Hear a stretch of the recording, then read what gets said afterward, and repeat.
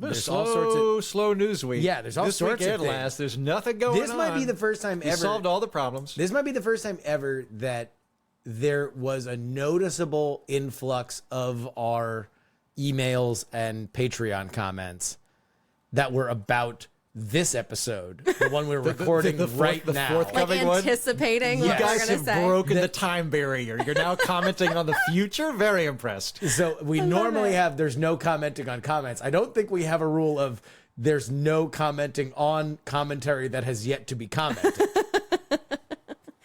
Well, I'm glad that crazy things happen and people are like, we're not wrong. Yeah. Yes, good and I think sign. specifically this stuff. Heaton, you look like a bag of trash. Yeah. And Yeah, I feel like a bag of trash. yeah, you came in. Well, You I came just in say, bleary-eyed. Jen saying that I have Christopher Lloyd vibes was slightly better. I prefer Jen's take that I am becoming a character actor rather than your take that I'm just falling to pieces. Although both are technically accurate.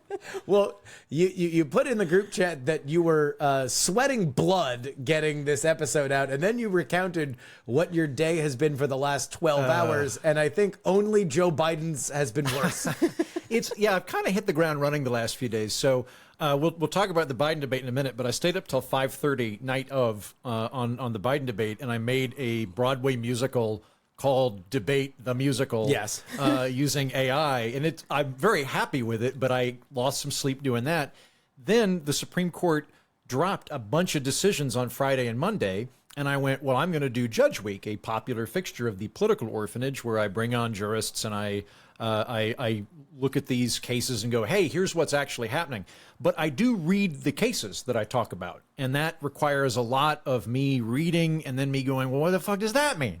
And I had to do a bunch of research on that.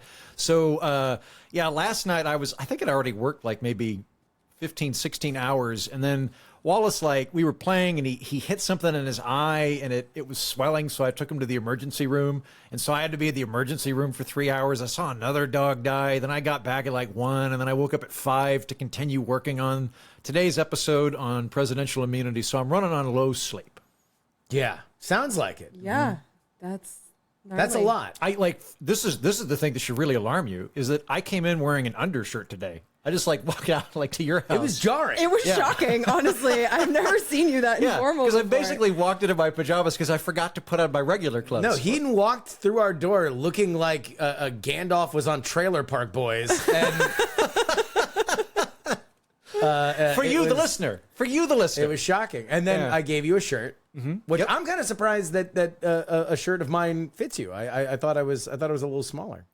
Fortunately, I've put on no muscle mass since I was about 17 years old, so I could slim down but you're a medium, right? Yeah, I'm a medium as well. Yeah.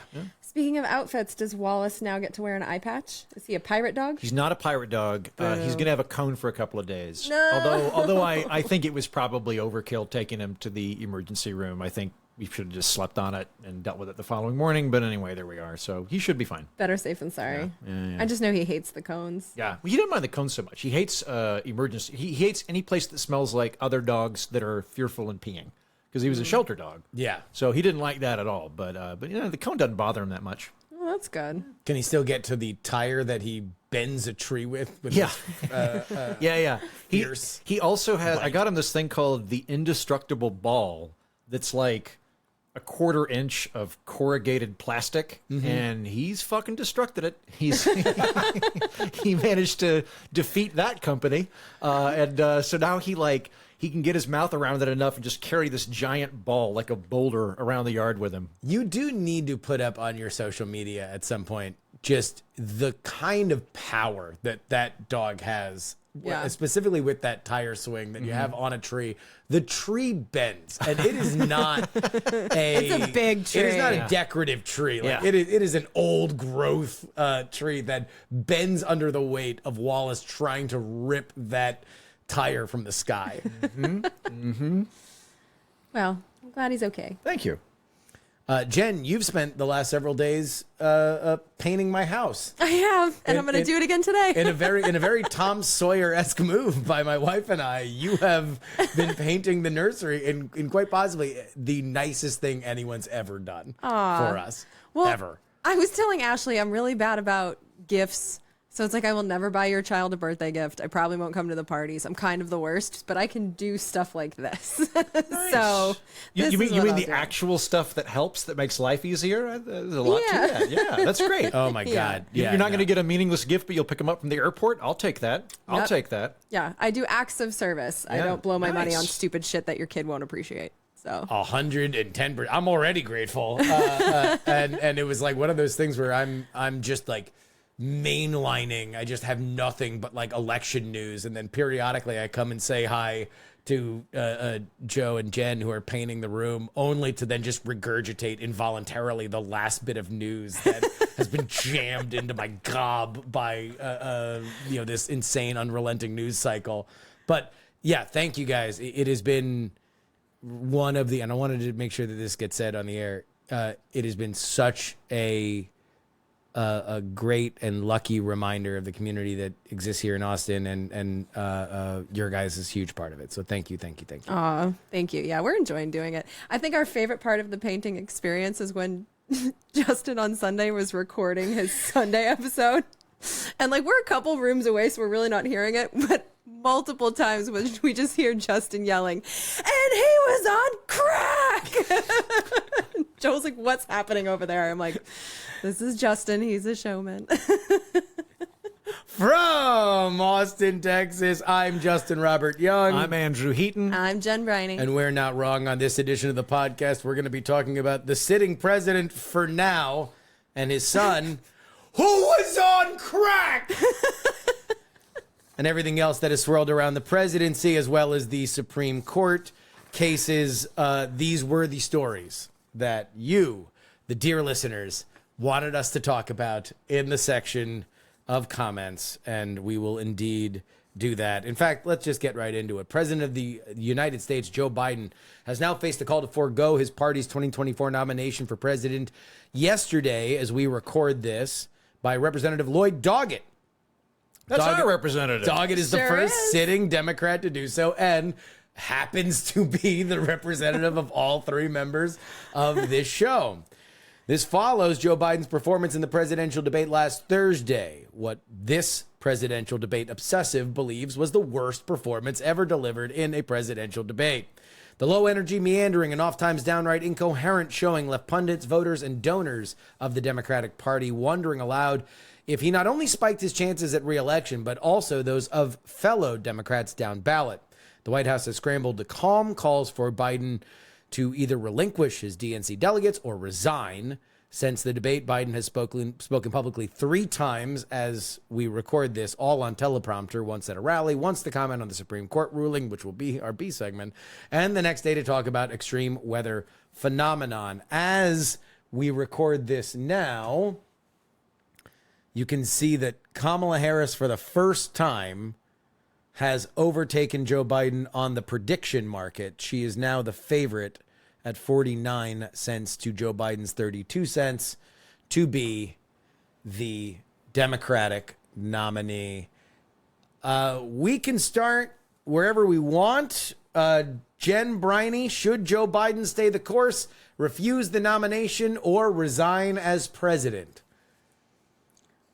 So what I would like to see happen is Joe Biden resign, Kamala becomes incumbent, and then the Democrats can run with her. Because my concern after watching the debate is not, how is this going to poll in the election versus Trump or any of that shit. Like, I'm concerned that our sitting president doesn't seem to have the faculties to perform in the office. This is 25th Amendment territory.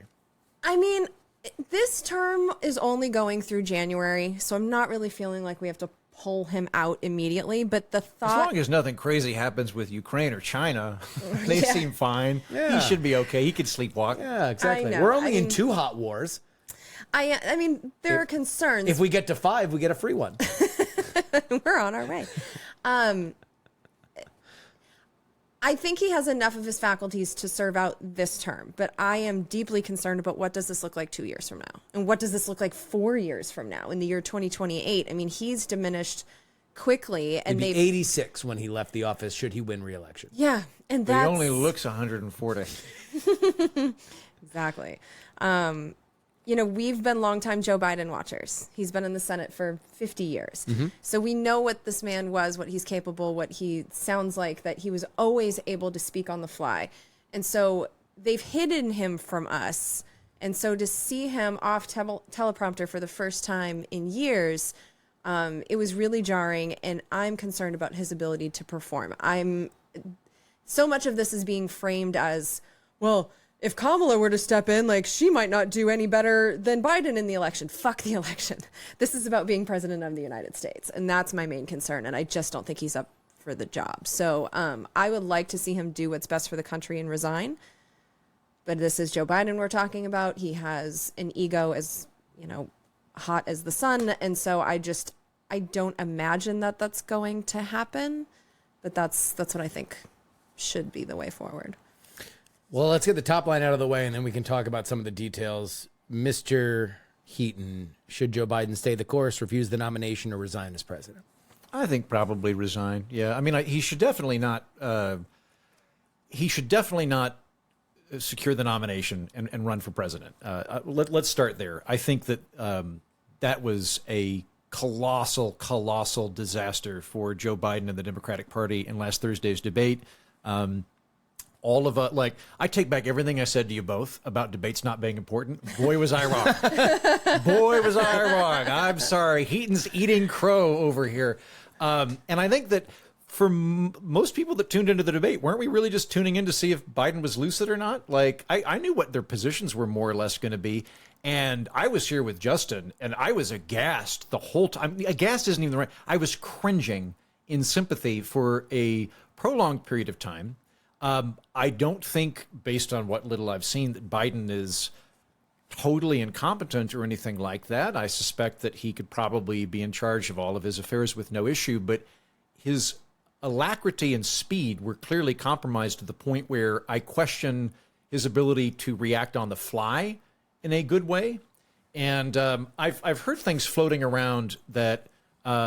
For YouTube audience, this was the moment that was selected by a listener that everything changed as Heaton and I were watching. Heaton averting his eyes and going to his laptop, and me with a look of confusion, disgust. Was this the "We Beat Medicare" moment? Was that the same one? That was the one it where might have been. That was the one where... Yeah, I remember audibly saying out loud, "Oh no!" Yeah, sitting there by myself. Yeah, I believe "We Beat Medicare" was I was already, the moment he opened his mouth, I was like, "This." He sounds like shit. He sounded like RFK. He was. Yeah, I know. Like RFK's like, dude, fix your voice, bro. Like RFK on decaf. It's it was worse. So there was that. Then the moment that I, as a debate head, was freaking out about was when they give, there are topics and the moderators tend to try to split them of offense and defense for either candidate. Here's a good issue for you to talk about. Here's a bad issue that you're going to have to defend. Abortion is going to be one of the ones that Donald Trump will have to defend. It is going to be something where Joe Biden is on offense. He can explain a popular position that he doesn't think Roe versus Wade should have been overturned, and Donald Trump has crowed about being the one to do it. It should be a layup. Should be a layup. Joe Biden pivoted in the middle of his answer to migrant crime. Quite possibly the thing that is the ugliest on his record. And so then the wings are like, remember, boss, just don't bring up migrant crime. Got it. Then he gets out and he's like, I remember my aide said something about migrant crime. And then stumbled on saying that sisters-in-laws were raping sisters. Yeah. And so it was incoherent. Yeah. And it had no salience as a point to try and dunk on Donald Trump. I mean, this is easy. Yeah. Look down the barrel. America. Do you think Roe versus Wade should have been overturned? This guy did it. We should punish him. Like, whatever you want to say, and I've criticized Joe Biden for not having a plan beyond restore Roe, which is a total, just fantasy. No. What does it even mean? The Roe switch. Do you guys not know about this? There's a Roe switch in the Oval Office. But beyond that, he couldn't. Yeah, he couldn't even get there. And the further we get out from that debate, the more I keep finding, it's like an old vintage wine. I keep finding new notes of just horrifying terror for what that performance was. It was empty in substance. It was a tire fire in terms of rhetoric. And the big thing that they kept coming back with was, oh, Donald Trump, he lied more than anyone else. If we're going to take seriously that, okay, candidates lie during debates, like, shut up, put on your big boy. That was the. But two, he was also saying that, like, you said Hitler had good ideas. Say what you will about Donald Trump and take all the stuff that he said. He's never said, I love Hitler. Hitler had good ideas. That was, my guess is that's probably a reference to, in one of his acrimonious divorce proceedings, his then estranged, soon-to-be ex-wife said that he keeps Mein Kampf by his bed. And so that has been seized upon as Trump loves Hitler. And my response is, I don't think he's a reader. I don't even if he likes Hitler, I don't think he's ever read Mein Kampf. Also, I tried to read Mein Kampf, not because I like Hitler, for history purposes. Horribly written book. There's no way he worked his way through that. It's a really shitty book. One more reason to not like Hitler. Bad writer. It is interesting to me that the refrain after the debate, I heard so many people writing and saying that, well, at least Joe Biden is an honest man. And it's like, he told some whoppers in the debate. And are we forgetting that he pulled out of running for the presidency because he was a plagiarist? Like, he's not an honest man. I'll give him, he's more honest than Trump. I'll concede that. But everyone is. Right. And that's, I will say, one of the things I got out of the debate watching Trump is I think Trump truly believes whatever shit he says. I think he truly has, I think it reforms on a minute-to-minute basis. Like, I think that the reality is he understands it is in flux to promote Donald Trump at any given time. So he comes off like he means what he says because he means it. Number one, if you are looking for honesty in politics, then you might as well look for modesty at a whorehouse. This is not the place for it. Go find role models for which. Excuse me, I wish to clear. I'm not saying I think that Trump is honest. I think he's delusional and therefore. To be honest, I feel like that could probably wrap up our Trump conversation. Yeah, sure. This particular. Let's talk about Biden. Yeah. But that being said, you're in a debate where you're there to persuade. Yes. Politicians are there to do things for which that will benefit the voters that vote for them. They are efficacy machines. They are very rarely, in the world of persuasion, is honesty something that is judged as pure. What you want to do is convince the audience, convince the people that are persuadable to vote that you are the person that will do things that are better for them. That's it. That's the job in that moment. Now, when you get into the White House, sure, let's play the West Wing score and we'll have soft focus, gauzy ideas about exactly what courage under fire should be and what true leadership is. But this is the trenches of persuasion. This is Pepsi versus Coke. This is, you need to make a decision for Christ right now. And he could not hack it on any level. No. And even when it got so absurd. Like when Trump is claiming that Democrats want to allow afterbirth abortions and said it multiple times. I'm like, that is the easiest thing to be like, you're full of shit. And he couldn't even come back and like refute the most ridiculous of claims. And that's when I got really concerned because I was like, this should be, the old Joe Biden would have wiped the floor with those lies. But this version couldn't handle it at all. And that's one of the apologetics that I've seen floating around Twitter. This is not official. But I've heard a couple of things where it's like, well, Joe Biden's actually very lucid between 10 a.m. and 4 p.m. Yeah. And I'm like, that is not a good defense of a sitting president. To be like, as long as emergencies don't happen after 5 p.m., we're fine. It's indicative of sundowning. Yeah. That's what that is. Well, that was the other bit. Like, so the following day, he does a really big rally, and everybody's like, look, he's back. And I'm like, yeah, like, it is my understanding, if you're senile or you have dementia, you're going to have moments of lucidity and vigor. It's not going to be a constant thing. It's going to come up. It's going to come down. And then on top of that, like, and this is complete non-doctor advice supposition from Heaton here. Yeah, none of us are doctors. None of us are doctors. This is analysis and satire. But like, okay, there's a really lovely charity here in Austin. I'm gonna interview them in September when they resume, called Notes for Love. That is a choir for Alzheimer's patients. And part of the wonder of this is that the part of your brain that's affected by Alzheimer's is not the part of your brain that remembers music. Or at least they're separate from many of the other memories you have. So you can have people that have forgotten their identity or other people's identity, and you start singing and they can follow through the whole song. They're able to participate in it. That's cool. It's wonderful. I think that version for old politicians is reading a teleprompter while people cheer. I think you can probably this is just a supposition here. I think you can kind of go on autopilot as an old politician, and that kicks in a certain way. So I'm not convinced that if you're giving a speech with a teleprompter and people cheering, that is sound evidence. I don't think he's constantly senile or anything like that, but he definitely whiffed the debate. And so at the very least, I think that's it for him as a presidential candidate. And I've been talking to Democrats. I was talking to a Democrat that's going to the convention in Chicago, and she was adamant of like, we got to stand behind Biden. It's too late.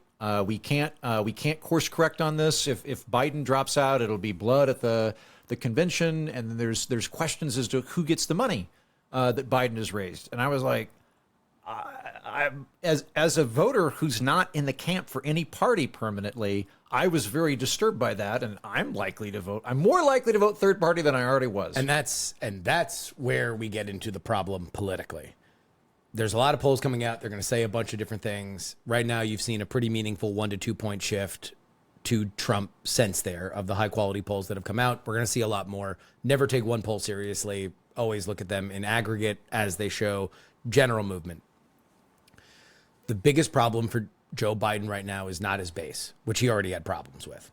A Democratic candidate needs to get to probably about 51, 52% nationally, because you're always going to have a built-in advantage in California and New York. So that's going to run up the general percentage numbers in Illinois. So you're going to have a higher thing. But if you really want to compete in the battleground states, which have lower populations, you need to just be higher. You have to have a higher efficacy. The problem with Joe Biden's performance is that not that he screwed himself with the base. You could probably still get the base together, although it's going to be a lift. It's that he has poured cement on his ceiling for persuadables. Yeah. Because they needed a Heaton. They needed a Heaton to say, well, I don't know, maybe not the libertarian, but like I can hold my nose and vote for Biden because I'm that scared about Donald Trump. Can I add a bit then as the Heaton as the independent here? Like, yeah. And again, like I don't know how I'm going to vote from election to election. I don't have a permanent party that I vote for. The rhetoric that has been employed by the Democratic Party henceforth of democracy is on the line, Donald Trump is an existential threat, rings a lot more hollow to me when they have the slow zombie hobble out on stage in his socks. I'm just like, that really? So that's what you came up with an existential threat? It doesn't seem like you take it as seriously as you're saying you're taking it as seriously. Otherwise, you wouldn't have picked an 82-year-old guy to death rattle his way to the White House. So that whole tactic of, look, I know that you don't like the Democrats or the Republicans, but this time you gotta absolutely vote for us because it's existential. Okay, then, so again, I just want to be clear on this. You picked this 82-year-old guy that is not clear that he can actually respond. And by the way, emergency. everybody said he was fit as a fiddle. Like, oh, there's cheap fakes. All these videos that make him look He's the old. best Biden there's been so far. That was the line from Scarborough. Age brings wisdom. Yeah. They lied. And this isn't a new conversation. No. We've had this conversation on this very podcast going back months ago. There have been leaks about his condition. They knew. They lied. And I'm also very concerned when I see these Democratic operatives focusing on the things that the person that you met, Andrew, was focusing on. Who's going to have the money? Like, it's all about their electoral chances and not the fact that we have a president of the United States with dementia. Like, that should be the focus here. I don't care This who is else. analysis and satire. Okay. Yes. But that's saying. what Please it looks continue. like to me. And as a voter who would either say, like, I definitely don't want Donald Trump back in office. So it's like, do I vote for Biden again? I did vote for him in 2020, or do I go Jill Stein third party? I'm at the point now where I don't trust him to be president of the United States. If they put in anybody else, I'd be back in the game. I'd be back in the running for my vote. But I distrust his cognitive abilities to the point now that I think he is a danger in his own right. I've got an update for my analogy on this election. I'm revising my old train analogy. Okay. The new analogy is America can vote for a president who's accidentally driving through the middle of the mall and a president who's purposefully driving through the middle of the mall. Those are options right now. Let me speak in favor of the arguments that your Democratic friend made.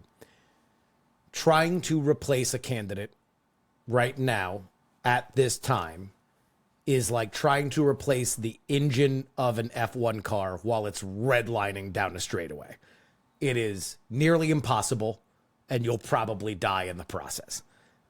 This is Horrible cars. This is very, very, very difficult to do, mostly because what people have forgotten is that this does not come along cleanly. No. You do not just magically flip a switch.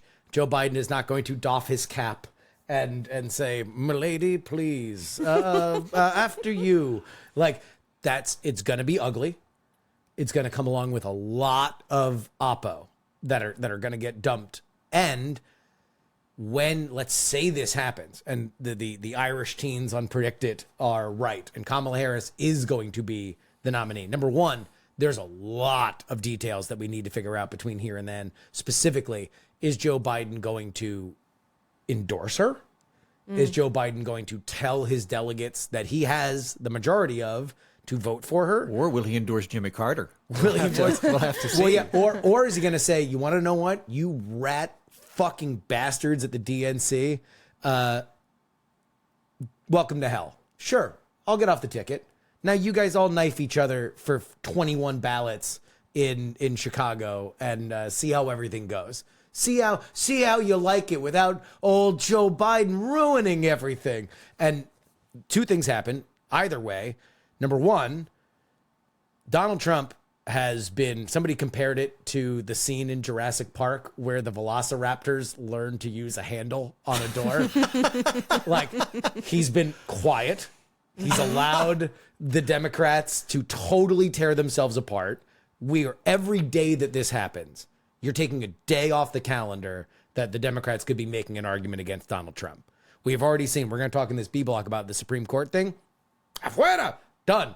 Off the table. That was here and gone in 12 hours because we have a bigger story to talk about. The idea that Joe Biden might not be president, that's all happening right now. This is a political disaster that is currently unfolding for the Democrats, and it will get uglier by the time that we get to the convention.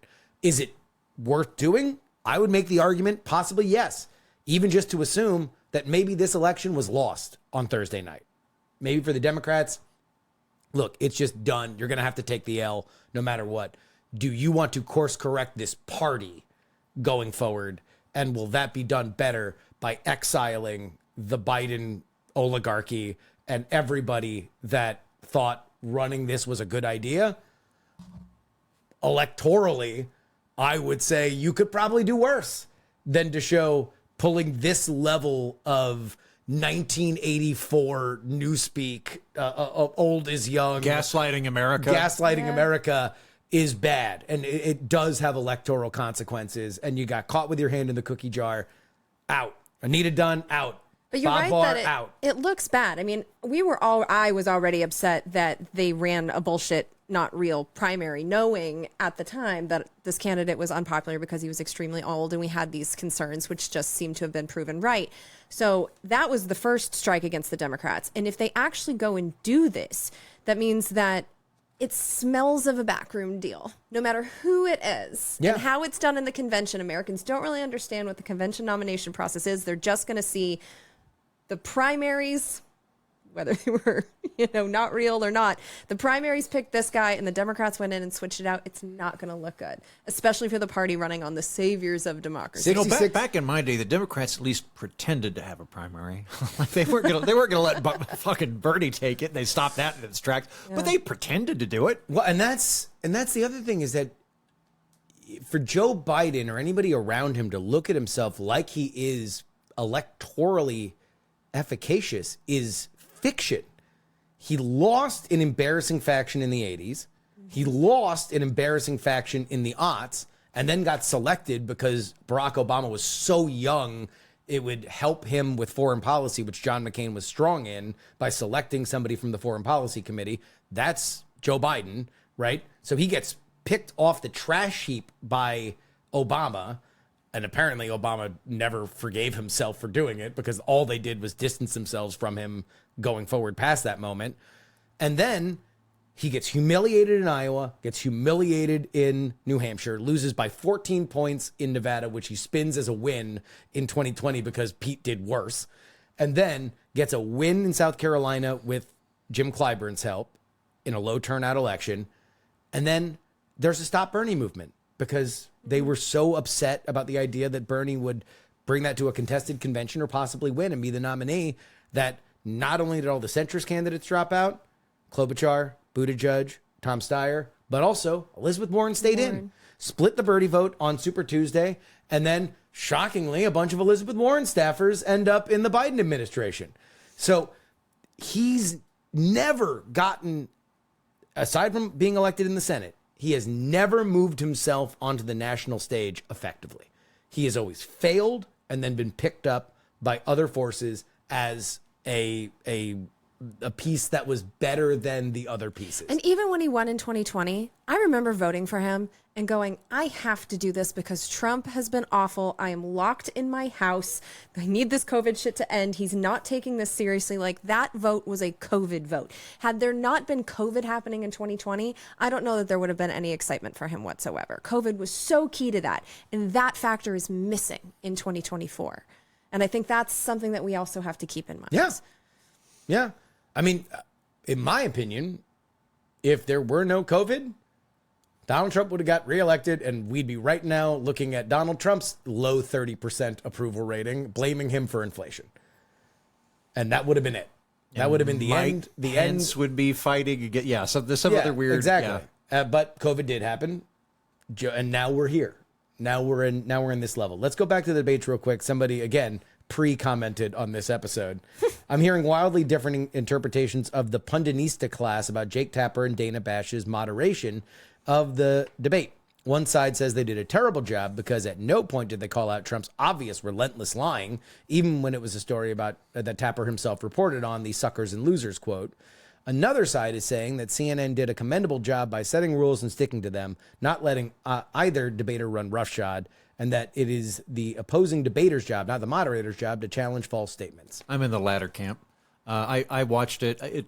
I don't like it when the moderators call out the presidents. Like back when Candy Crowley went, like, Romney, that's wrong. Like that comes off like the moderators in the camp for a particular candidate. And the amount that politicians either lie or exaggerate or massage something to put a spin on it is so diffuse that if you want to start wading into that and trying to play goalie on false statements, the likelihood that you're going to do it just 100% even whenever it happens is very, very low. And so watching all of it, I did not think that Tapper or Dana Bash were doing a poor job. I didn't think that they were carrying water for Biden. I think they looked sad.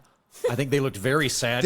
There's stuff that people have broken down where she was like signaling to Biden to like look at the right camera. Oh, really? Yeah. There's a moment where I saw that moment. I think what she was signaling was to the cameras to go to Jake because it was a double shot of them, and then they went to Jake. I think that's what that was. Yeah, but I didn't like. If anything, like, there were two moments where Biden said some rambling, incoherent answer, and then there's a pause, and they go, "You have 45 seconds left." Yeah, and like, and again, rather than Biden going, "I don't need him. I made my point," just going like, "Thank you," like, fading into the ether. That I do wonder about that, of whether or not that was agreed upon as a rule that you got this time and there was no forgoing the time, and so that's why they were doing it, or if Dana Bash did that once and then they just realized that they were going to have to do it every time that somebody left time on the clock. Yeah, but they did. They wound up doing it for both candidates. I thought they were fine. I didn't think that they were overly pernicious in dealing with Trump, and I don't think that you should empower moderators in this context to play fact checker. That's just not. And the fact checking itself is weaponized. Yeah. Like, you'd be expecting Jake Tapper and Dana Bash to be able to fact check things when they don't know what's coming, so they have to do it on the fly. Like, I don't think that's a fair thing to ask of them. No. What CNN could have done, though, because they control the actual screen, is they could have fact checked underneath. They could have had a scrolling bar of fact check and then just say this is deemed true, or like the Democrats in no way have ever endorsed allowing the murder of babies. Like, you can say what is the truth and what isn't with people who are actually able to fact check, not in real time, but close enough, and use that scroll bar. I think that could have been a happy medium. But as for Jake and Dana, like, I think it's an unrealistic expectation to expect them to have the knowledge that they would need to be confident in interrupting a presidential debate like that. I'm a firm. The moderators are there to move things along. ask questions. I like it when questions are shorter and not longer. I don't like editorializing in questions. I like questions that should be very plain to understand and agree upon from a wide swath of ideological perspectives, and then let the candidates answer them. Their conduct during the debate is part of the reason why we watch. Lying, interrupting probably cost Donald Trump the presidency in 2020. Like, so that was a way he comported himself that did material damage to his campaign. Let it be, let it go. I'm of the mind that I like the picture clean, so there's plenty of time to fact check. There's plenty of time to dig through it. These are gigantic events, and we have nothing but media time to fill. They could have also done like 90 minutes of debate and then say we're going to have an after debate special. It's going to be 30 minutes of just pure fact check, and we will go through the entire debate and tell you what we deem to be untrue or true or whatever. Like, they could have done something afterwards. You want to know what also, like in sports, they do this a lot when there's like a big game, like the Super Bowl or college football championships or something. They'll have a bunch of different simulcast versions. And one of them will be a bunch of ex-coaches that are doing a lot of X's and O's stuff. Some of them will be a more rowdy thing. Where the Mannycast. Yeah, exactly. Yeah, or the Mannycast they do with football. Yeah. If you want to do a Daniel Dale fact check cast and he's there and he's just commenting and they're putting stuff on the screen, do that. Have another thing. You have nothing but space to do it if you want to do it like that. But I do think that we should have one clean presentation of this conversation between two people that are going to run the free world, and have a golf chat in between. On top of that too, I frankly don't trust the networks to do it evenly. Like when Biden got elected, I think it was CNN's fact checker was like, well, I'm on vacation. And I was like, you don't want to fact check the president-elect for the next, like, this would seem to be a crux time to like beat him. And it was like, no, the good guy won. We're done. We're like, oh, okay. Okay. So we're fact checking the bad guy. Thanks. All right. Thanks, CNN. Well, I think that's why this refrain of Joe Biden is the honest man is irritating me so much. Because it's like, the facts don't speak to that. And like, why are you just giving this dude a pass? He's the president of the United States. Well, I think the reason they're doing that is that there was a lot of, like, my friend Jeff Bauer described this debate in part as like the Hindenburg happening. And then the owner of the Hindenburg company going, go out there and tell everybody it's fine. Say it's okay. Say that the other blips are fine.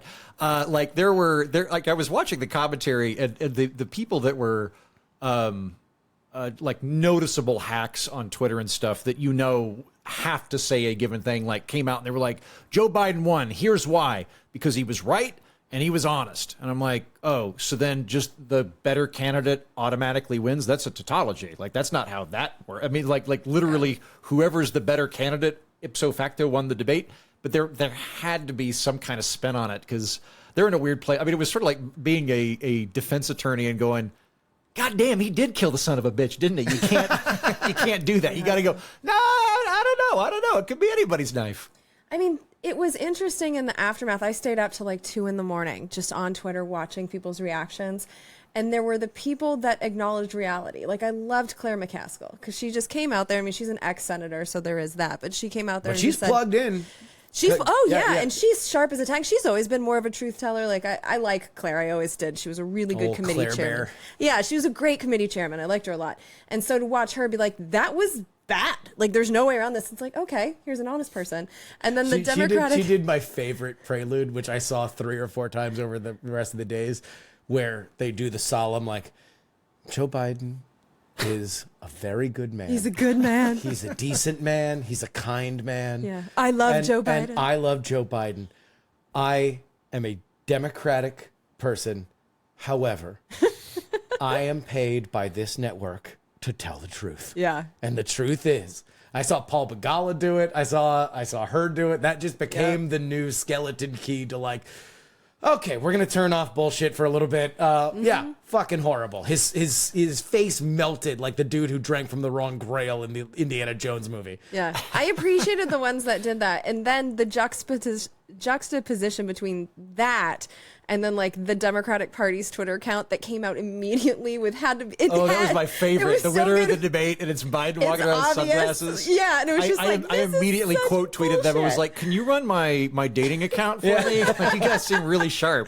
Yeah, it was. I love looking at the comments on things like that just because they were so funny. Just people just ripping the Democrats to pieces, and it was just so obvious that the winner of World War II, Hitler with sunglasses.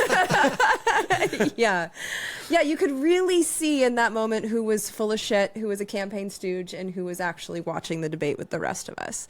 And there were a few people that I unfollowed because I was like, oh, I don't trust you anymore. You were not actually talking about this debate. You are giving me spin. Fuck off. We're gone. Can I just say, it's like the shot collars fell off. Yeah. At least the DC press for the last 3 days, where it's actually just wild. Nobody knows where this is going to land. In my quad, my Ozymandias quad, MSNBC right now is the funniest because it's like state television where they don't know if the regime or the rebels have won. So it's like one day they're like the glorious revolution is marching through the hills, and then the next day it's like our glorious leader has never been more ensconced in power. Yeah. And now they're back to like, I don't know, is his brain melting? But I walk in one day and it's Mika Brzezinski saying, it's Monday. Let's go through Donald Trump's lies one by one. And I'm like, shot collar went back on. MSNBC has been reined in. Then yesterday, Nancy Pelosi is like, I think both candidates should take a mental competency test. And Jim Clyburn's like, well, I support Kamala Harris, which sounds a lot like the day after than the day before something really big is going to happen. What I think behind the scenes is the real problem is that everybody the day after that debate in the Democratic annals of power are like, holy shit, that's a really, really deep hole. We're going to have to really dig out of it. And then a bunch of people tried to reach out to the White House and say, okay, let's all get on the same page. Why was this? Let's get the same story on why this went the way that it went. Are you going to fire anybody? Let's all just make sure we have a plan forward. And according to reporting, he didn't talk to Schumer. He didn't talk to Jeffries. He didn't talk to any of the Democratic governors. He didn't talk to the Senate candidates that are looking to get their ass kicked if this gets really ugly in the downstate ballots. And that's where you saw the panic. They're hiding him in private, too. Yes. That's scary for people that are in that party. It has to be. Speaking as a Democratic operative, this is what was going on. The president was hard at work being president. He didn't even have time to run a campaign. He was keeping the world safe. The campaign is secondary to his duties as president. Everything's fine. Don't worry. He didn't watch Matlock for 6 hours behind closed doors. He's fine. You know, it's funny you say that. We're going to be jumping ahead here. But in his duties as president, in a moment after he was given immunity for everything he does in his office, he comes out and gives a less than 5-minute speech that couldn't have been less reassuring at all. Like, he basically did the campaign thing. He was like, you can trust me with this power. Don't trust Trump. Vote for me. And then fucking waddles off of the podium. Like, so what he did do as president in these Covered moments in bronzer, after were by the way. worse. Yeah. Like, Covered in bronzer. I must become him. Yeah, I was actually here with Justin and we watched it together and I just stormed out of this house and I was like, he's not going to do fucking anything. He's not going to do anything. No. He's going to sit down with George Stephanopoulos on the Friday of Independence Day weekend. Yep. In a taped interview. The softest of balls. The softest. Which, by the way, if he fucks that up, you got to resign that night. If you can't look good with George Stephanopoulos feeding you the questions, shut it down. Yeah. Unless, of course, Bill gives the order. Bill gives the call to George. Bill Clinton is just like, a friend needs a vacation. And then all of a sudden, George Stephanopoulos is just rabid. He just frosts Nixon like, when did you know that you had Parkinson's? God, I would get anything to see that. I don't think he has it in him. I think that George Stephanopoulos is going to be very kind to him. Of course. And that's why you got the interview. But I think that there's a risk. There's a risk when you don't. It's not a long interview, God knows how it's going to last, how long it's going to last. It might be 20 minutes. It'll probably boil down to 10. But at this point, he has to do something. They can't keep him in the closet because all of us are so concerned about this. Like, remember during the Super Bowl, he didn't do the interview? Nope. So this has been going on for a while. They have to let him speak. They have to let us see what happens. And if this continues, maybe it just makes it easier to plug in someone else. Because at this point, there's nothing to lose, right? So put him out there, and if it's another disaster after another disaster, maybe he can be more easily convinced to, like, stop it. There is something to lose. I really like this idea. Let Dad drive at sunset more frequently. I mean, that's the problem. If he hits a dump truck, we'll know. Well, and it's like, look. Maybe he'll die, and the problem is solved. He's... Satire and analysis. Satire and analysis. Only he can step down. Yeah. And I don't know if God himself could tell him to. I know. And so in that world, if he is out there doing more damage to a ticket that already has damage, then that's going to be more of a problem. He has said while we started recording, because I'm getting these updates telepathically, that he is asking internally in the calls that he has made to Democratic leaders for a week to calm the waters. So I ask you this as we round the corner on this segment. Andrew Heaton, we've said what we would like to happen. What do you believe will happen when we reconvene in 1 week's time to do this show? Do you believe that Joe Biden will be the nominee for president? Do you believe he will be president? I think that Joe Biden will be unchanged next week. I would be surprised if he is the candidate come the Chicago convention. I think something will fall So you out. think, okay. A muffler's going to fall out. So you of think that he'll man. survive this particular storm, but now we're at a point where one verbal stumble reopens everything right again. That's where I'm at. Is I don't think he wants to leave. I think he's got people in his immediate circle that are championing him on, and his mind is I had a bad night. That happens to everybody. A bad night. You know, could have had bad fish. Saying that. It was just one bad debate. Let's not judge the man. It's like, what about all the other shit? Yeah. Oh, by the way, we're on the third excuse of why he sucked. Oh, did he not have a cold? He had a cold. They dropped the cold thing pretty quick. Yeah, you notice that? Yeah, when he went to a fucking watch party and then a Waffle House afterward. It's like, okay, yeah, he had a cold. Then he was overprepared by his staff.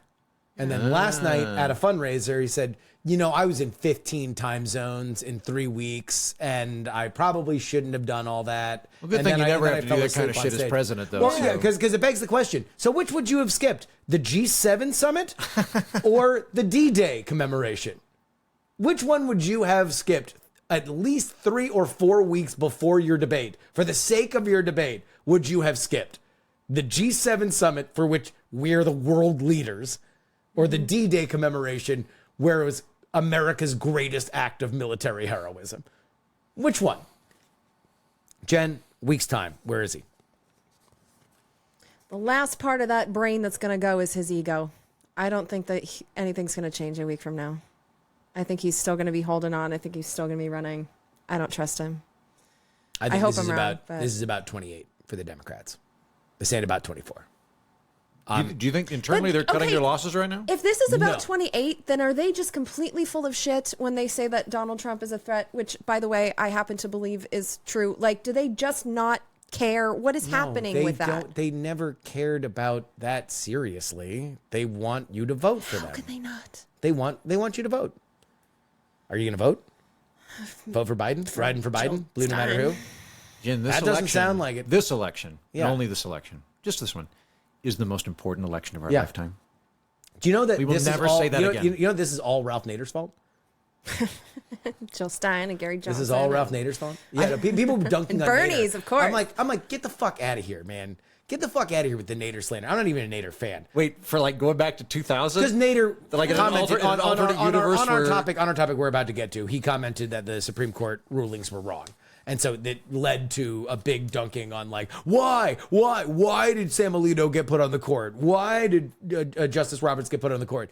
It's like, Al Gore had 50 state ballot access. He raised the most money that any Democrat has ever run. He had a popular two-term president in his corner that he distanced himself from. He didn't win beyond the margins that you needed to win. He's a loser. He lost the fucking election. Let Ralph Nader and his weird books fucking go on in peace.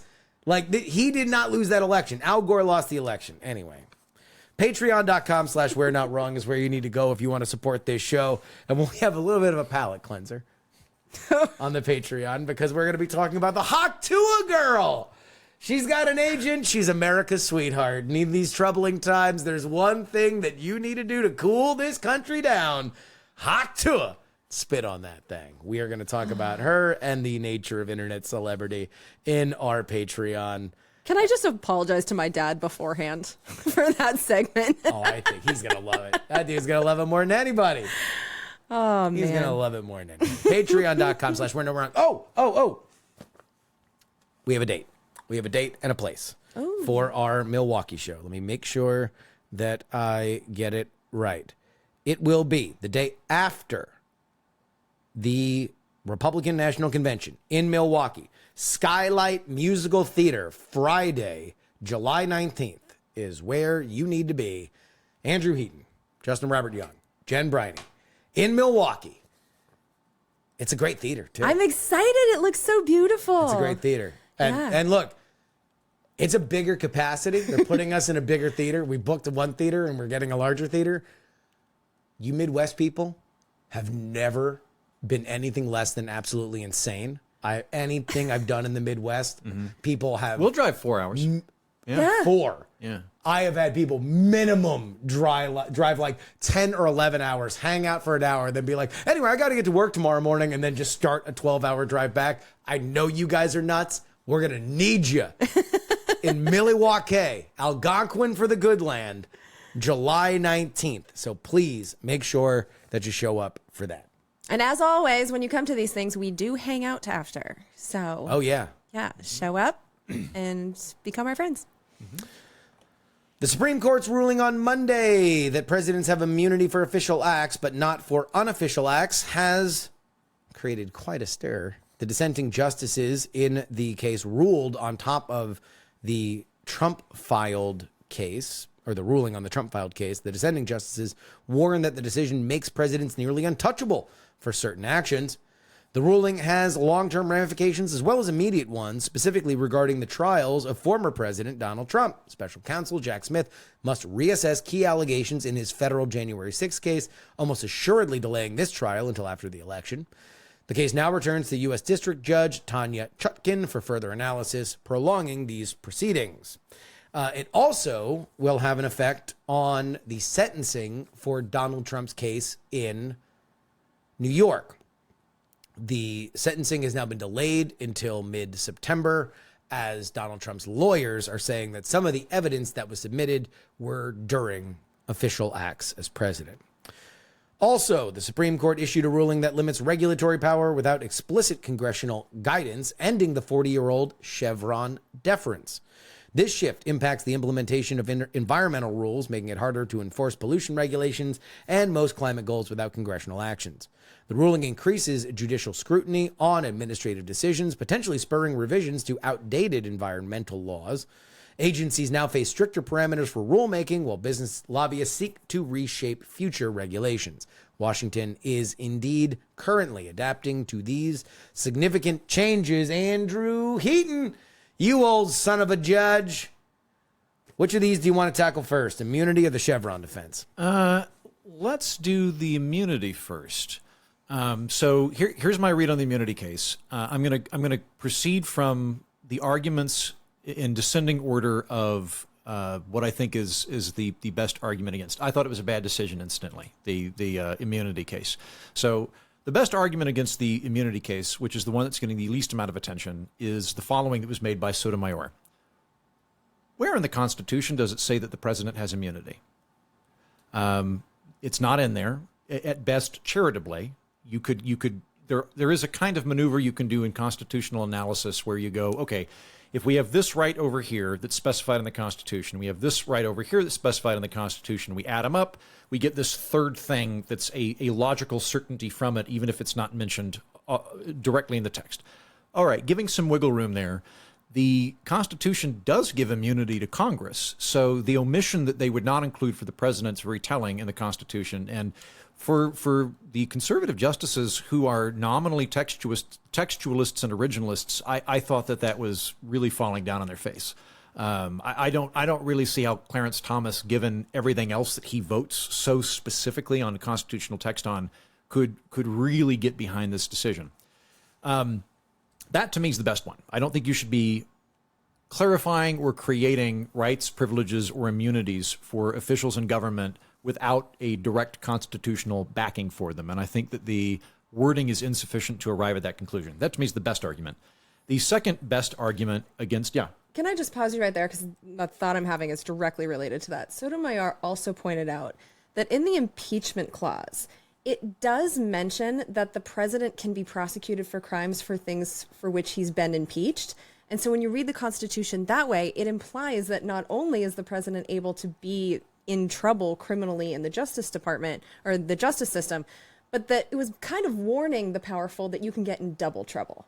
So if you read it that way, where it's like, it's telling, I can't remember the exact words, I probably should have written them down, but that impeachment clause directly kind of implies that if you can be impeached for something you do in your office and for your official acts, then you can also be criminally prosecuted. Well, that'll get us to the third point here in a minute. I'm working my way there. Okay, sorry. You're fine. The second best argument against it, I think, comes from Jackson, who I think was the most lucid in everybody that wrote opinions on this particular case. Jackson doesn't jump to the same full-on Glenn Beck apocalyptic shitstorm that Sotomayor does. What Jackson does is go, all right, the president's not above the law. We're not saying that the president can do anything he wants, but what you are doing, and this isn't the case, is you're giving presumptive immunity to a president when he is engaged in an official act. So the way that the court case is written, the ruling is written, is if you're wishing to prosecute the president for something that is not a core power, the onus is on you as a prosecutor to explain to the judge that this thing you're prosecuting this president on is not going to be opening up a can of worms that destabilizes all future presidents. That's a big hurdle to get over. And so what Jackson says is, look, you're giving so much deference to the president, so much benefit of doubt to the president in any ambiguous situation that the natural result from this is that presidents are going to push the envelope harder than they previously did. There's still an outer boundary to it. There's still a limit to what presidents can do, and she's not, I don't think she's really concerned that we're going to exceed those boundaries. But within that gray area, this is going to embolden the executive branch. That's, I think, the second best argument on it. The argument that I is the one that's being breathlessly trumpeted in the media that I do not think has validity or very limited validity is this death squad. We've made kings. We've made kings. I don't think that that's there. The reason that I say that, and this, I don't blame anybody for arriving at that conclusion reading the ruling, because the ruling is weird, and I think that Roberts bizarrely omitted shit that I would have put in there. But an official act, according to jurisprudence, as I understand it, disclaimer, I think I'm a pretty good constitutional law analyst for a comedian that never went to law school. Yeah. But if you're analysis and satire, analysis. If you're friends with a Supreme Court justice, defer to them. Yeah. An official act, according to jurisprudence, is something that you are constitutionally authorized to do, which is legal. So I as a jury member, for example, I can vote however I want. That's a core power, to use Roberts' language. You cannot prosecute me for acquitting somebody or voting to convict somebody or anything like that. However, if I accept a bribe by the mobs to acquit Lil Slopey or something like that, Free Slopey. Me accepting the money, the bribe itself is not an official act. It's not a part of my official act because I've never been constitutionally empowered to accept money for this act. To crowdfund. So that is a private and illegal act, and you can be prosecuted under that. There was a court case in 2016, I think it's United States versus McConnell, I want to say, that iterates this. This is longstanding, and there's been a recent case involving this. So an official act is not anything the president does. That's not the definition of a presidential act. And we get into some weird legal tautology here, but a an official act by definition cannot be an illegal act because no public servant, including the president, is empowered by the Constitution to break the law. So the only official acts that the president can do are things which are legal and empowered by the Constitution. So the president does not have the constitutional authority to murder rivals. He doesn't have the constitutional authority to send out hit teams or death squads or anything like that. It would also be illegal under federal law or under state law too. So that stuff I think is wildly exaggerated. So I don't think this was a good case. I would have voted with Jackson on this and I would have dissented on this one, but I think it's getting really blown out of the water to the point where it's being interpreted as presidents can literally do whatever they want under any circumstance. And that's not what the law says, based on my reading or how Roberts portrays it. I think what Roberts is doing is, one, and this is all supposition on Heaton's part, I would be very surprised if Roberts likes Trump. Roberts strikes me very much as an establishment, Beltway insider. A DC Republican? Never Trumper Republican. He's a business guy. The vast majority of those guys in DC don't like Trump. I would be very surprised if he likes Donald Trump. No. What Roberts is doing, and he says this in the decision, is he is worried that we're getting into an increasingly litigious period where we're going to start prosecuting former rival presidents, and there needs to be protections in place so that they're not being, A, they're not hampered by constant litigation, which precludes them from doing their job, and B, they're not afraid of future litigation that stops them from making, in his words, bold or decisive decisions. My interpretation of this is I think that Roberts sees the gloves coming off, and he sees that we're about to engage in a period of lawfare, and he's trying to do two things. He's trying to set the rules of that engagement by establishing the rubric put forth in this case. And he's trying to put up speed bumps that will make prosecutors have to work extra hard to get there in order to minimize the chances of reprisal prosecutions or just frivolous prosecutions. Now, I disagree with him on both of those counts, incidentally. I don't disagree that we're going to get more litigious. I think he's right about that. Some would say we are. Yes, I think he's right about that. Where I disagree with him is I think that I am a lot more concerned about emboldening the executive branch than I am about the presidency being timid from fear of future prosecution. Yeah. I think that I am more fearful of a robust executive branch than a weak executive branch. And I think that we're already plenty strong on the executive branch. So I think he's wrong in that. But that's what I think he's trying to do. Jen, immunity. So we're pretty close in our analysis of this, but where we're going to differ is that I am one of the people who is extremely concerned about the violence that can ensue from this decision. Because when I looked at the list of things that count as official acts, there's two that stand out for me, and that is the president is the commander-in-chief of the military, and he's also in charge of intelligence gathering. He's in charge of the director of national intelligence and the CIA and all of those things. And when you think about assassination squads, that's where it comes from. When you think of when we wield our government violence against other countries, that's what the commander-in-chief does. So I don't think it's that big of a step to imagine a scenario where the president says national security and murders someone. And then the other thing that concerns me about this is... More than we do now? Well, so, and that's the thing, right? Like, this opinion, as Andrew correctly points out, says over and over again that the majority was concerned about the executive being unduly cautious. We have a president that had a torture program.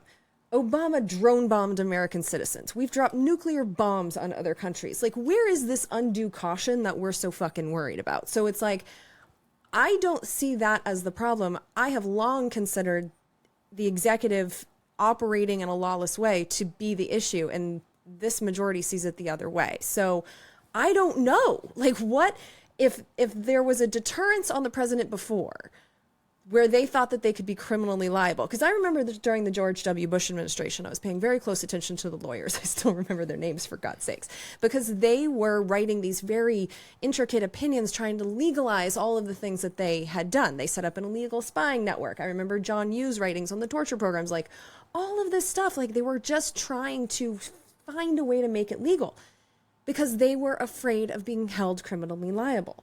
So what will be done now that that fear has been taken away? I don't know what this means. And that's what the fear is. Like if there was a deterrence, it's now gone. So that's a really good question. If they thought that they could do this when they could be criminally liable, what comes next? My question is, did they think, okay. One more thing. The other thing that concerns me is that this opinion essentially blindfolds us for the crimes that the president can be, the unofficial acts that he can be held criminally liable for. And it does so by saying that if something is an official act, that can't be used as evidence in a case for something that doesn't have to do with his job. And so in a way, I'm seeing this as, I think the Supreme Court kind of took the Oval Office and made it into this black box where whatever happens in there, we're not allowed to use in court. If he's talking to the vice president, if he's talking to his staff, he's talking to anybody as president of the United States that works in government, all of a sudden, none of that can be used as evidence. So where is the justice there? So it's like, practically, yes, a crime is a crime and they can't commit those things. But realistically, the way that they structured this and the way they made sure that so much of what the president does can't be used as evidence against them, even in unrelated to government crimes, I'm very much concerned about this. And it wasn't just Sotomayor that said that these are king-like powers now. It was Jackson, too.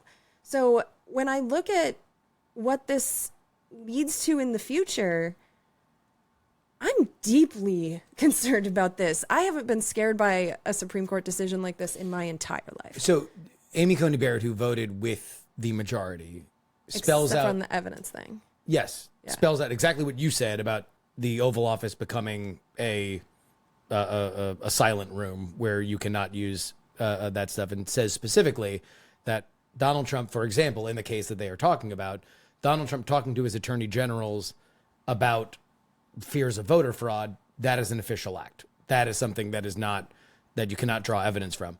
But Donald Trump pressuring Mike Pence is an unofficial act. Donald Trump going to the other secretaries of state, unofficial act. So that those are things that, at least in this, the first case for which we are trying to slice things, not to say from your perspective that we might fuzzy this line further and further more toward power, but at least here there is somebody who voted with the majority saying that the Oval Office is not just a total black box.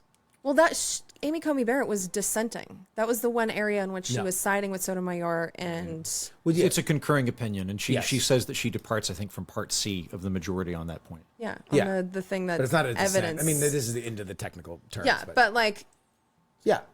So But that will be used as the roadmap going forward. Well, that's the other thing about the roadmap. They now have these official and unofficial acts. That is the most important line that we now need to know when it comes to the president, what he can be held accountable for. But the Supreme Court didn't actually set that line. They're sending it back to the lower courts and saying, you guys figure it out.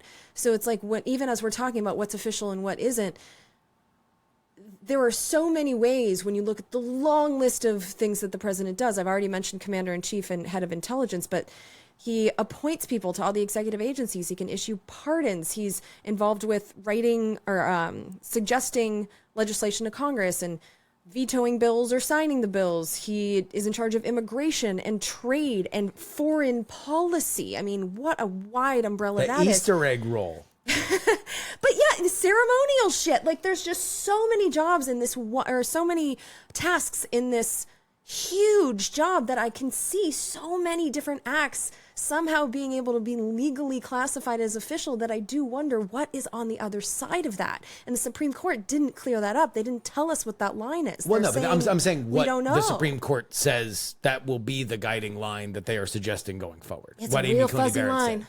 Yeah, I don't think they did a good job of elucidating it. I agree, and that I think what Roberts is wanting to do is he's basically wanting a blueprint to exist where, moving forward, if you prosecute the president, you go, okay, this is a private action, it's not an official action. Here's why. Like, so he wants to have these things so that whenever this happens, you don't reinvent the wheel and go, all right, well, invoking Marbury versus Madison, you go, nope, okay, the Trump decision, this is how we fit. I think that that's what's going on there. That being said, though, yeah, the fact that it hinges on what is an official act and offers very little guidance on what an official act is a poor craftsmanship of law, in my opinion, or a poor ruling on it. To elaborate a little bit on this, because I do want to emphasize that the the official acts do not mean whatever the president does while he's president. That's not the same thing as an official act, according to all of the prior precedent that Roberts is using there. Some of the things do make sense to me. So when they talk about core powers, he says that the president has absolute immunity for core powers, and that sounds scary. What that means is that if the president has an explicit function outlined in the Constitution and no other branch has any review capacity of that in the Constitution, then there's no means by which to change that. He has immunity there. So the example he brings up with is Lincoln during the Civil War pardoned everybody that was a former Confederate. Just as long as you swore a loyalty oath to the United States, he pardoned you. Congress went, well, that's not okay. You need to pay a fine or something. And so they passed a law trying to mitigate that.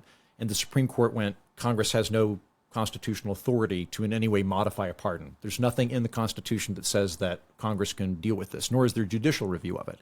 So with something like appointments, say like for ambassadors, where every friggin' president, basically gets bribed and points their a buddy to it, there's no mechanism in the Constitution to alter that. There's no judicial review or congressional review that's outlined.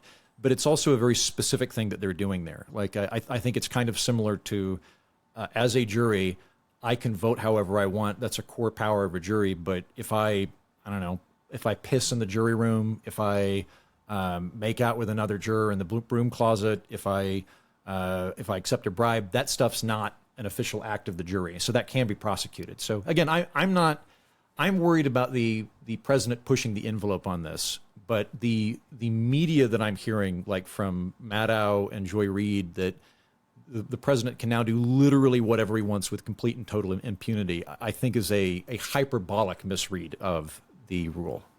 Yeah, I don't watch them, so I don't know what they've been saying. I mean, it's very clear that for unofficial acts, the president can still be prosecuted. And they went down all of the different coup attempt aspects to talk about. So one of the things they said that they absolutely can't touch him on was the conversations with the attorney generals when he was deciding, is he going to fire Jeff Rosen and install that MAGA idiot Jeff Clark? That is a part of his job. He's clear on that.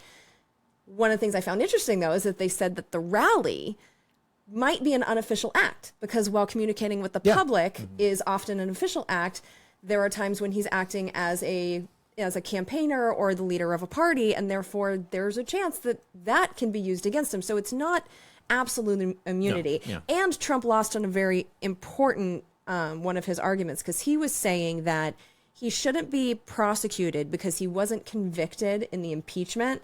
And they said that's nonsense. Yeah, they said Trump wanted, in order to prosecute me on anything, I have to be impeached and removed first. For the record, this, as I saw it, and by listening to people a lot smarter than me, this got heard by the Supreme Court because the Supreme Court didn't like the lower court's decision that there was just absolutely no immunity. Yeah, they just said this is all fucking absurd. Yeah. And so the majority felt there should be a line.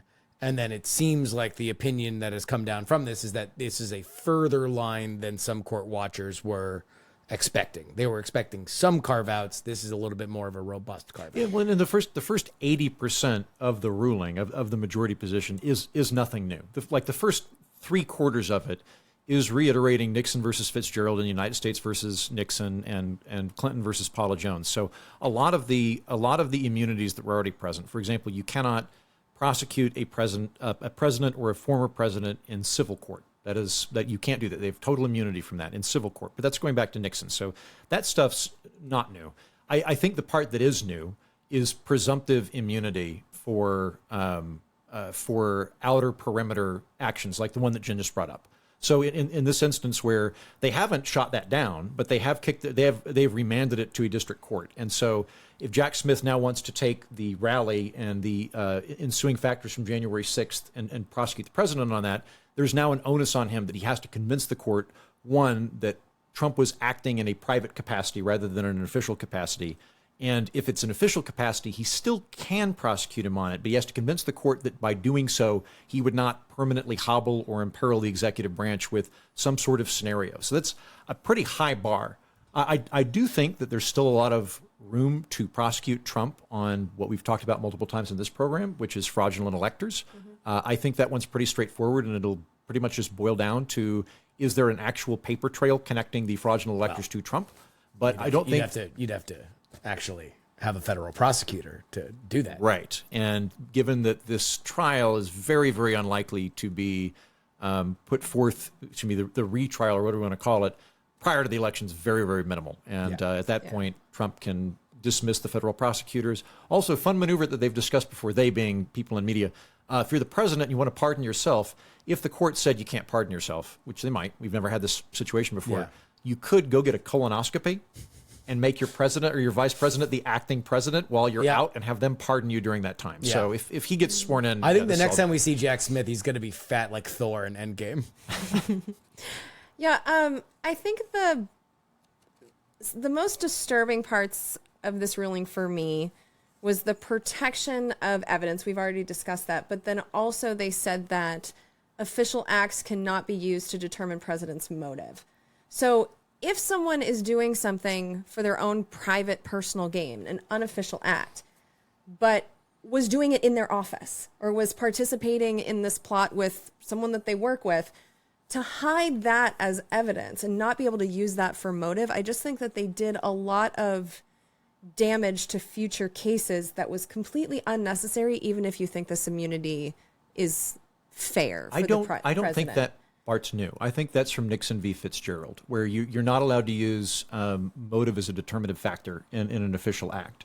And the reasoning behind it is that if you were able to prosecute the president every time you questioned whether an action they took was out of the public interest or out of their private interest, then every president would constantly be litigated. So I can't speak to the evidence as well, but I don't think that doesn't strike me as terribly new in terms of the law promulgated by the ruling. But looking at all of this together, the fact that the president now knows that they have this immunity, there's no question, they're not afraid of being prosecuted for anything they do in the office. The fact that if they do it as an official act, it is no longer allowed to be evidence. This motive thing, whether it's old or new, doesn't really matter to me. I do think if you do something in the course of your job that is evidence of you doing an unofficial crime, or a crime that is unofficially a part of your job, all of that together, we really have to assume, or it wants us to assume, that the president is always acting in good faith. And Donald Trump has taught us that that is just not the case. It doesn't guarantee you that you're a good man, that you became the president. And so if someone is acting in bad faith, I think this just makes it a lot easier to get away with things. Let's even flip it and say, for anybody who believes that Joe Biden has weaponized the justice system to go after a political rival and filed a bunch of lawsuits so they would come out in an election year, and he dispatched somebody from the Department of Justice to put into Alvin Bragg's office, that's all official. Yeah. There's nothing that you can go after Joe Biden on for any of that. That is now off the table. So if you are, don't be like the weasels in Who Framed Roger Rabbit. You're going to laugh yourself to death if you are a Trump fan who's really excited about this. There are stuff here where if you believe that there is inherent systemic corruption within the Joe Biden administration, you now have no legal recourse. Yeah, where there is no punishment, there is no deterrence. And so I don't care what party these people are from. I don't think anyone should have this level of power in the United States. All right, let's get to Chevron. I don't know how much time we're going to spend on it, but I know that it has been a hot button topic. Heaton, your thoughts on this? I was surprised that I agreed with Kagan on this one. I thought I was going to hate it. Chevron has been the bête noire of libertarians and conservatives now for 40 years. And can you explain it for folks who are just So the Chevron doctrine is a ruling that happened in 1984, wherein the court determined that in areas of statutory ambiguity, the court will be deferential to the definitions and rules set forth by the governing federal agency. It has a two-pronged approach. One, that the statutes are, of course, limited to whatever Congress itself has designated. So theoretically, if Congress goes, the EPA will set limits in terms of pollution coming out of the Colorado River, the EPA can go, okay, well, we're going to determine that aluminum oxide and oil spills and also milk qualify as pollutants. We're going to define the pollutants. Congress has empowered us to do this. We don't need to seek further congressional support. But if the FDA were to go, we think pollutants are an important factor, therefore we're going to ban, I don't know, Doritos or something. You could take them to court, and the court would go, well, Congress didn't give you guys any latitude there. Congress explicitly gave this to the EPA. The libertarian conservative problem with this is that they see it as giving way too much discretionary power to the federal agencies, and that if you are suing the federal agency, because the court defers to their definition, you are effectively being forced to use the definitions of the group that's trying to put you in jail or fine you. And so they see this as being putting the shoe on the other foot and giving too much power to the government rather than to the defendant. I think that there's lots of problems with the laws that Congress is promulgating, but in my initial read of the decision, I thought Kagan made very good points. On my program, The Political Orphanage, I had on Tim Sandover from the Goldwater Institute, who admittedly mopped the floor with me when I discussed this issue with him. So if you disagree with me, please go listen to The Political Orphanage and you will agree with Tim rather than me.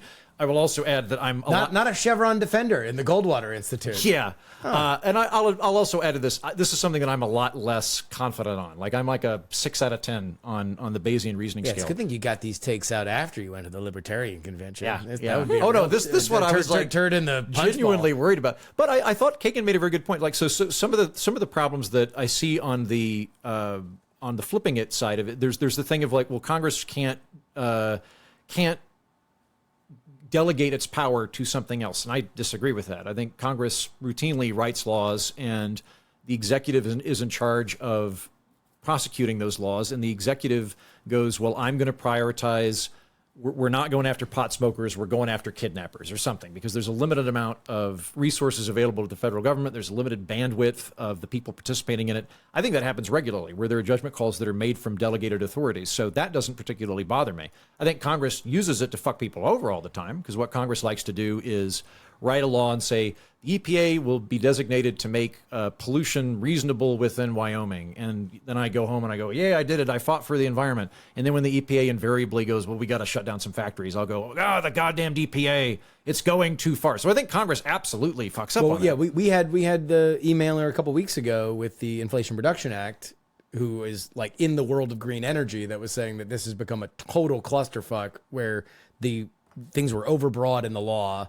And now it is just a lobbyist fight within the regulatory agency of exactly what these things should mean, where, shocker, everybody who's fighting for it are exactly their standards and not their opponent's standards. Yeah, and there's something to that of if the federal agencies are exceeding their remit, but from where I'm at, if Congress has delegated it to them, I don't think that there's a constitutional problem with that. I think you could make a very good case that that's bad policy, that the Congress is making a misstep. You could make a very good case that Congress, being the actual law-abiding body, should just clarify everything. It should have experts come and talk to it, and it should do that. That there should be some mechanism where the agencies go, hey, this is what we think the rules ought to be, and they send it to Congress, and Congress goes, yay or nay. I think there's lots of good arguments we can make on how that should operate, but just the bit on Congress lacks the ability to delegate doesn't stand up for me constitutionally. I thought Kagan made good points on that. Also, Kagan's very funny.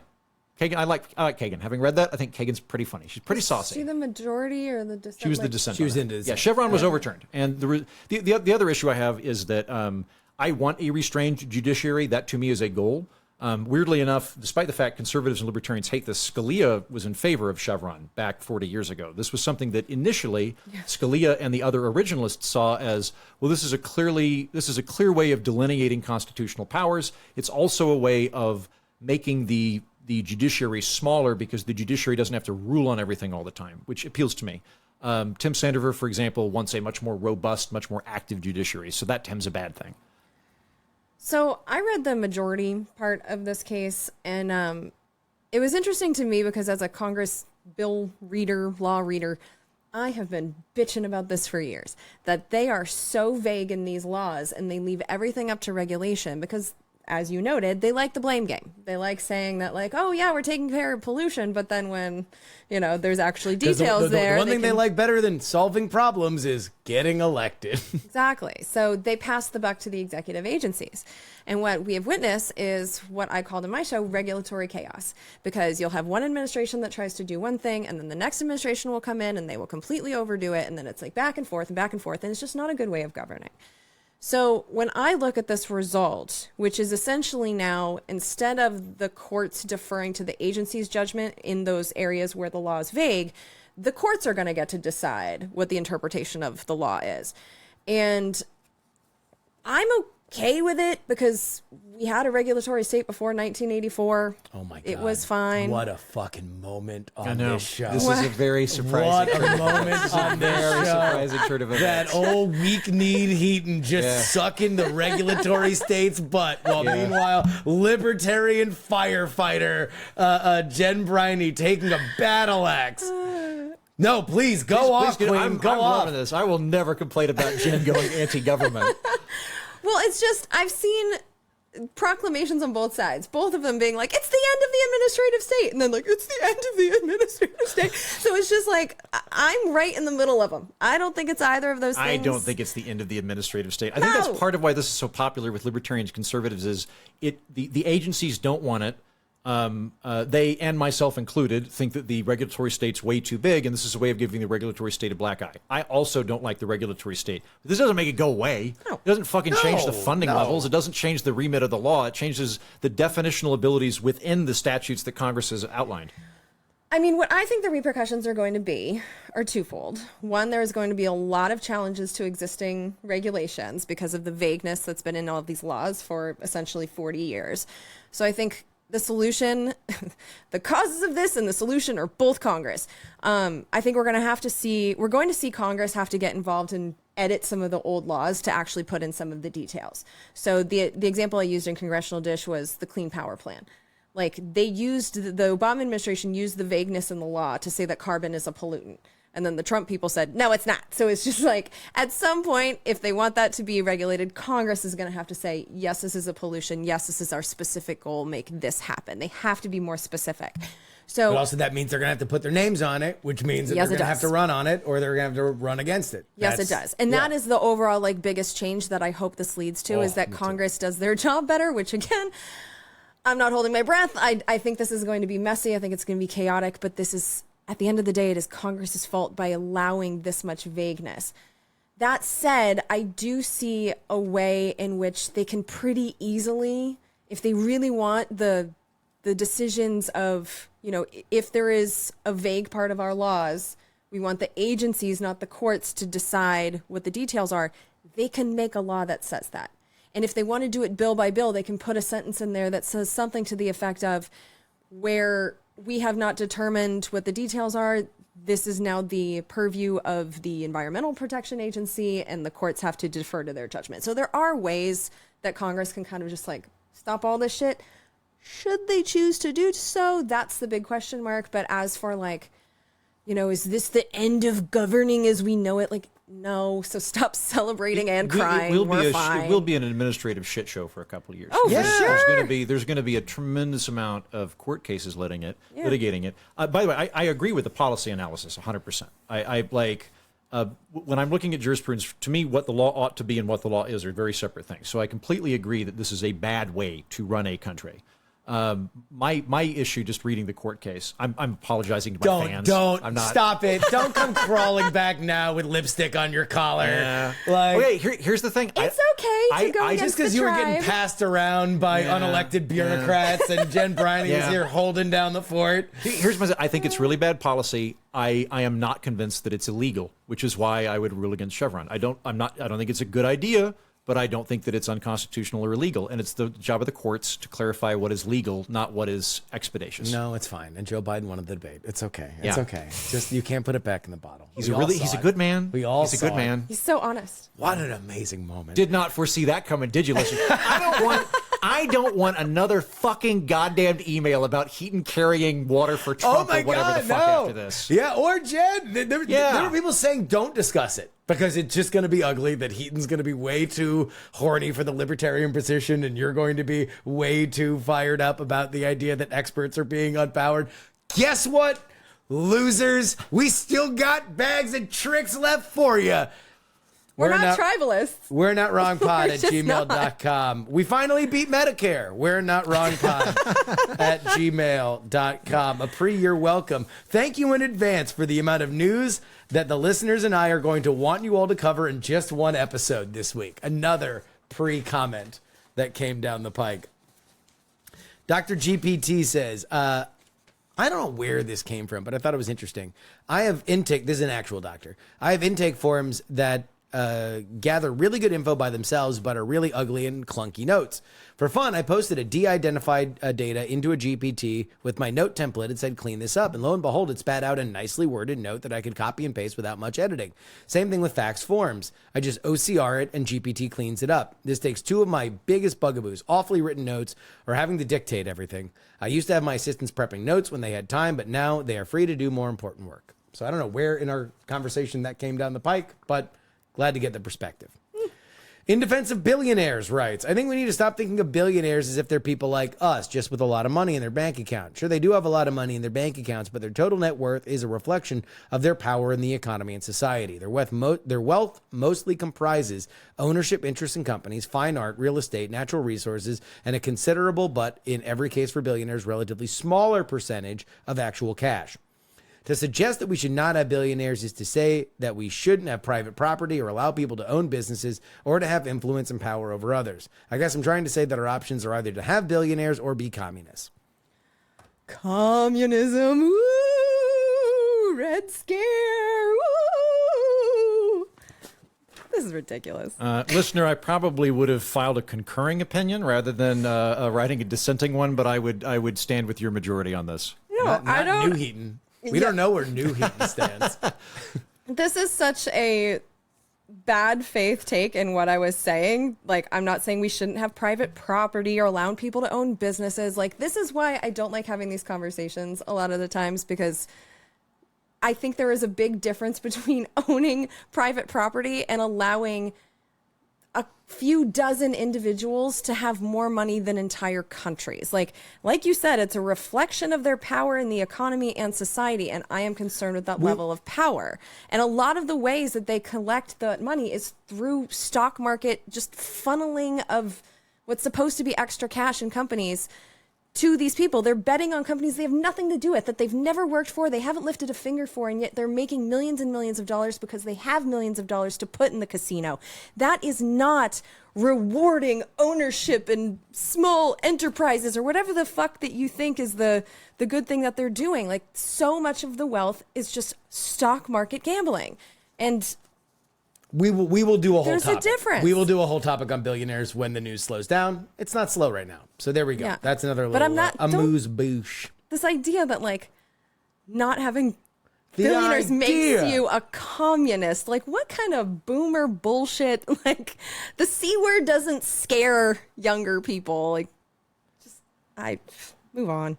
On Julian Assange, Redacted writes, it's worth noting that information is not usually the reason why something might be classified. It could be classified to protect how the information was obtained. For example, you might get a general travel details, which are not worth a classified designation, but if the source is their personal assistant, it gets classified to protect the means and methods, not because the information was useful.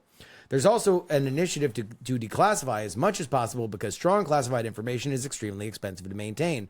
Raytheon and other defense subcontractors are constantly reviewing what can be declassified. I don't work on that side of things, so I don't know what that entails. Interesting. Thank you. Yeah, I just think we could do more. And maybe secrets wouldn't fall into discords in World of Tank forums. Isn't it kind of fascinating that these secret documents are being handled by private companies? That have clearances, presumably. That's Still. that's the reason why that you They're have. so secret. Like, Booz Allen Hamilton hired a young man named Edward Snowden. And that's how the information got out. Just, You know, I was in Singapore to do a Go game back when I ran professional scavenger hunts. And I'm at a coffee shop, and I see somebody with a Hack 5 sticker on their laptop. And so Darren Kitchen, founder of Hack 5, our friend, I walk up to him, and I'm like, hey, this is going to be super weird, but he's a white guy, American. I'm like, can I take a picture of your laptop? I know the Hack 5 people. I just think that they'll find it funny that I'm out in Singapore, and I'll send it to him. And he's like, oh, yeah. So we start talking and everything, and I'm like, oh, so what are you doing out here? And he's like, yeah. And he hands me his card, and it's Booz Allen. And Snowden had just popped, and he's like, it's been a busy few days. All right. We're Not Wrong is a production of Dog and Pony Show Audio. Our editor is Will Saddleberg on this edition of PX3. Good Lord. Number one, as you get this, it will be election day in the United Kingdom. We have a big UK election special that came out earlier this week. Tom Merritt, our friend Will Harris, Manveen Rana of the Times of London, and Liverpudlian comedian Sam Avery are on the show. And then, my big take, the Farage Mirage. I think Reform will get less than what they are polling at. And then, of course, Biden Watch. We have an all-star cast, Tom LoBianco of 24 Sight, and Michael Cohen, the good Michael Cohen, the man who wrote the book on the modern political campaign. We talk about everything that's happening, at least as of yesterday. God knows if I'll have more episodes this week, depending on how things are going.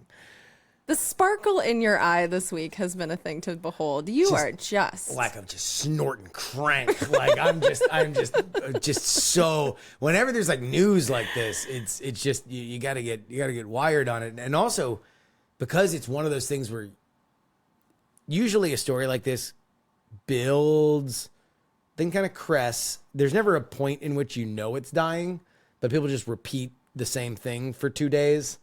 And then it sort of just like slowly dies. The problem is that the Bidens have been so tight that it's the everybody else around them that's freaking out. And so now it just kind of keeps building. And when you have the possibility that a sitting president is going to like forego the nomination that they already have the delegates for, like, it's fascinating that happened. You said like never, ever happened. They either didn't have the delegates or that we were in a situation where everybody went to the convention, so they didn't have the delegates. What do you think they mean by give us a week? For the love of God, forget about it. We're going to fireworks. Hey, you think the Yankees are going to win the AL East? What about this Haktua girl? She's hilarious, huh? That's what they hope. They hope literally anything. And they desperately hope that Donald Trump will just do something crazy. Something crazy. But that's what because he hasn't so far. In the preceding 6 to 8 years, there's never been anything enough to preclude voting for it. I mean, so he's still posting on Truth Social, but it's like, even then, nobody really wants to go to Truth Social and see what he's saying, and they don't want to elevate it. And so it's like, it's just... And do you think they think Biden is going to like knock it out of the park on Snuffleupagus' show, or did they... Like, what do they think is going to happen? Because he could just poop himself again. This rickety minecart is the only way forward. That's what they believe. They believe that they've raised a lot of money. Did you see they outraised Trump in June? They outraised Trump. So it's like people believe the polls haven't moved that much. It haven't moved. Sure. Down ballot. Looks like internally, one of their internal polls came out, and they already think they're losing New Hampshire before the debate. And then they thought they were losing New Hampshire by like 2 points after the debate. So it's an ugly picture from inside, but everybody always counts Joe out. And every time that they count Joe out, he keeps fighting. That's what happens when you go for 50, 60 years. You you can actually get some good rejoinders. He was in the Senate for 50 years. When was he counted out?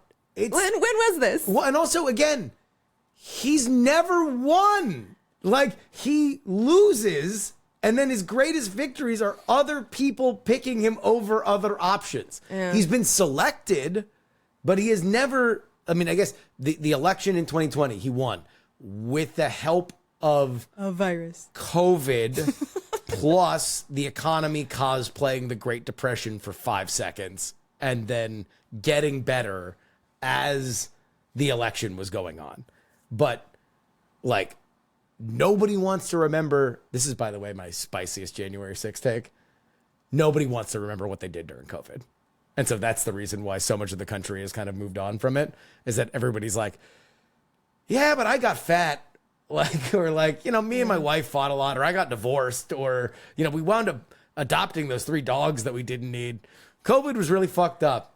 Moving on. Nobody wants to think about it. And so that's why now the Trump nostalgia is here, is because everybody's like, yeah, it's like, you know, things were good, things were good, things were good. I have no memories. Joe Biden was president. I don't think you're entirely wrong about that. Heaton. We're doing Judge Week on Judge Week! On the political orphanage.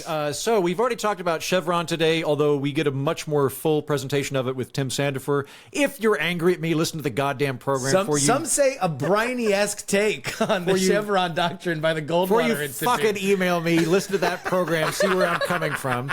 I do a long-form presidential immunity one, about an hour on presidential immunity. That's a lot of what you just heard, but a lot funnier because I added comedy insofar as I can.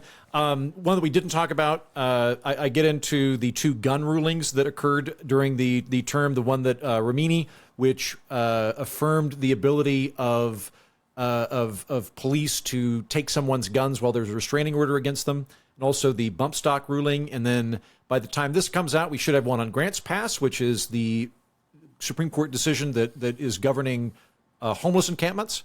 And then I'll come up with something on Friday. In any event, lots of judicial stuff on the political orphanage this week.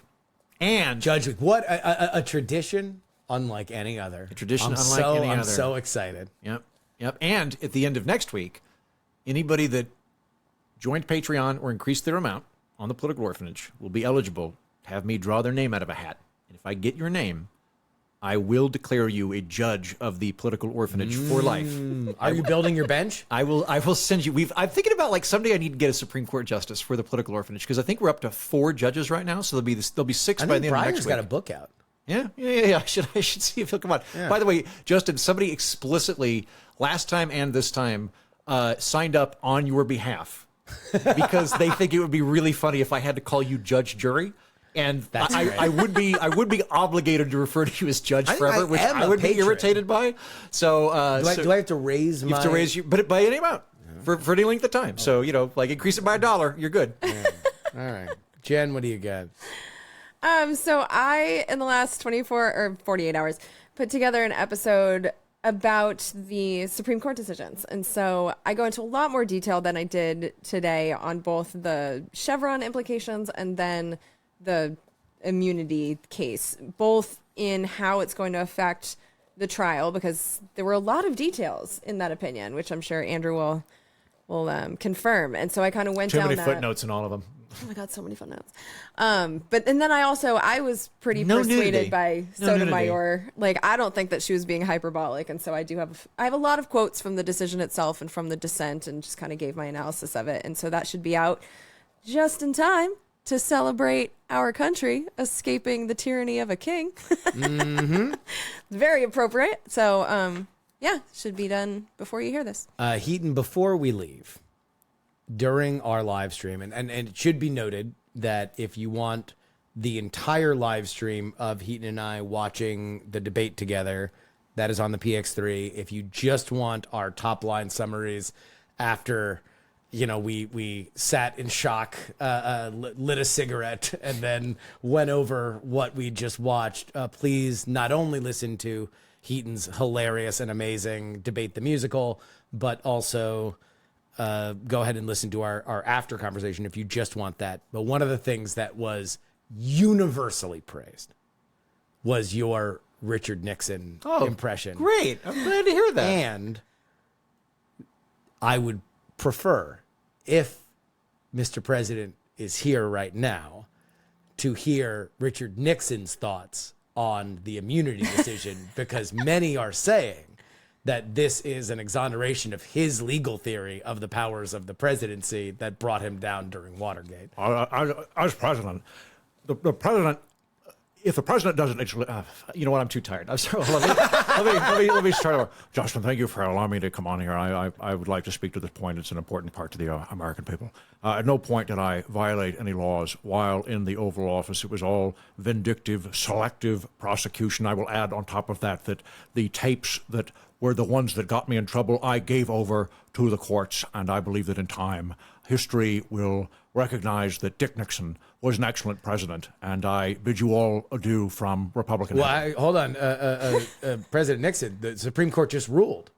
They said that there is immunity for official acts as president. Do you have any comment? Everything I did while I was president was an official act. I never had a moment to myself. You want to gloat a little?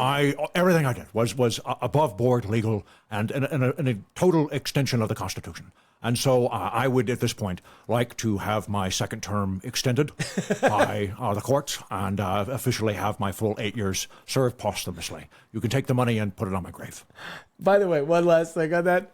So Carl Bernstein came out on CNN and said, yeah, these Biden's brain melting things, these have been open secrets in D.C. for a year and a half. There was all these meetings where he just stopped. He described one meeting where there was, he was in Bernstein's words, not mine, rigor mortis, and he had to get a chair to sit down for the rest of it. To which my favorite thing on Twitter was, man, these rumors, it's crazy that they fell into the hands of Carl Bernstein and not a dogged journalist who would pursue the truth no matter what happened to the powers of the presidency. That's nuts. Anyway. We're not wrong. Listen to the president. We're not wrong. Listen to the president. Bye.